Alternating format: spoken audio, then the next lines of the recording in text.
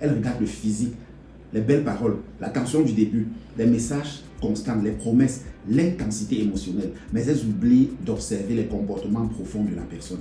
Et c'est exactement comme ça que beaucoup finissent dans des relations qui les détruisent mentalement. Un red flag, c'est un signal d'alerte émotionnelle. C'est un comportement qui te montre qu'il peut y avoir un danger futur dans la relation.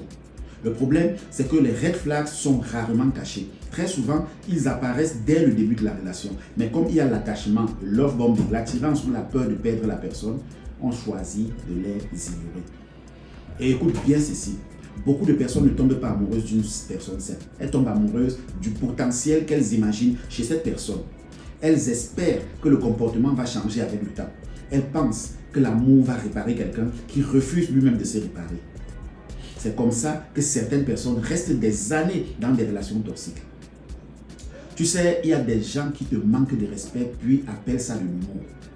Ils te rabaissent devant les autres, font des blagues humiliantes, te lancent des petites piques constantes, puis disent « tu es trop sensible ».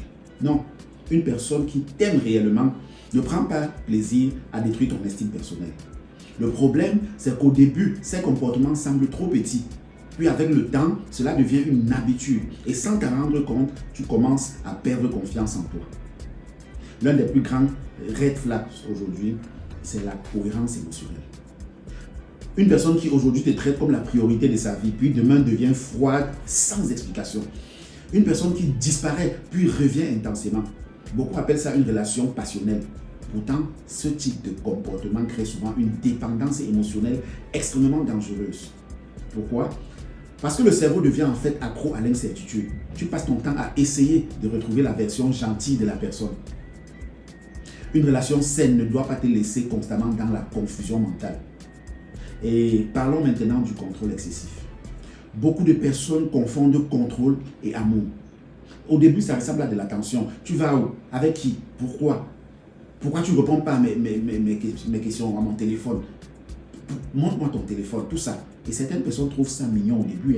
Pourtant, quelqu'un qui veut surveiller chacun de tes mouvements ne cherche pas toujours à t'aider. Parfois, il cherche simplement à te posséder psychologiquement. Le plus dangereux avec le contrôle, c'est qu'il avance progressivement. La personne commence par contrôler certaines petites choses qui finissent par contrôler ta façon de parler, de t'habiller, de sortir ou même de penser. Et beaucoup ne réalisent qu'ils sont enfermés émotionnellement que lorsqu'ils ont déjà perdu la liberté intérieure. Si ce sujet t'intéresse vraiment et que tu veux apprendre à reconnaître les comportements qui détruisent les relations avant qu'il soit trop tard, abonne-toi maintenant, parce qu'ici on analyse les dynamiques relationnelles avec profondeur et sans hypocrisie. Il y a aussi les personnes incapables d'assumer leur tort. Ça, c'est un énorme red flag. Certaines personnes ne s'excusent jamais, même quand elles te blessent clairement, elles réussissent à pirouetter, retourner la situation contre toi. Tu souffres. Et au final, c'est toi qui demandes pardon. Ce type de comportement détruit énormément de personnes psychologiquement parce qu'à force, la victime commence à douter d'elle-même. Et écoute bien ceci. Une personne incapable de reconnaître ses erreurs est souvent incapable d'évoluer émotionnellement. Il y a également la jalousie obsessionnelle. Attention, la jalousie modérée peut bien être humaine. Mais lorsqu'une personne voit une menace partout, surveille constamment, accuse sans preuve et veut t'isoler du reste du monde, tu n'es plus dans une relation saine. Tu es dans une relation basée sur la peur et le contrôle. Et c'est toxique. Beaucoup de gens restent dans ce genre de relation parce qu'ils pensent que la jalousie est une preuve d'amour. Pourtant, une personne saine ne cherche pas à étouffer ton existence sociale. Parlons aussi du love bombing. Voilà. Beaucoup tombent dans ce piège sans le savoir. Le love bombing, c'est lorsqu'une personne te donne énormément d'attention, de compliments, de promesses et d'intensité émotionnelle très rapidement. Très vite, elle parle de mariage, d'avenir, de destin, d'âme sœur, blablabla. Et toi, tu crois vivre une histoire exceptionnelle. Mais parfois, ce n'est pas de l'amour. C'est une stratégie d'attachement rapide. Parce qu'une fois que tu deviens émotionnellement accro, le comportement change brutalement. La personne devient distante, froide ou manipulatrice. Et toi, tu restes accroché au souvenir du début en espérant retrouver cette version de la personne. C'est exactement comme ça que naissent beaucoup de dépendances affectives. Il y a aussi les personnes qui t'isolent progressivement. Elles critiquent tes amis, créent des conflits avec ta famille, te poussent à couper certaines relations, puis deviennent progressivement le centre unique de ta vie émotionnelle. Pourquoi? Parce qu'une personne isolée devient plus facile à contrôler psychologiquement. Et ça commence souvent subtilement. Rien n'est brutal au début. Un autre red flag, autant pour moi extrêmement dangereux, c'est la violence verbale pendant les conflits. Certaines personnes deviennent monstrueuses lorsqu'elles sont en colère. Elles insultent, humilient, menacent, puis reviennent plus tard avec des trucs comme j'étais énervé. J'étais énervé. Non.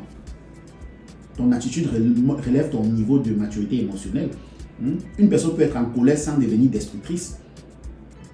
En tout cas, dis-moi en commentaire quel est le plus gros red flag que tu as ignoré dans une relation. Ton expérience peut ouvrir les yeux de quelqu'un aujourd'hui. Et je vais te dire quelque chose de très important.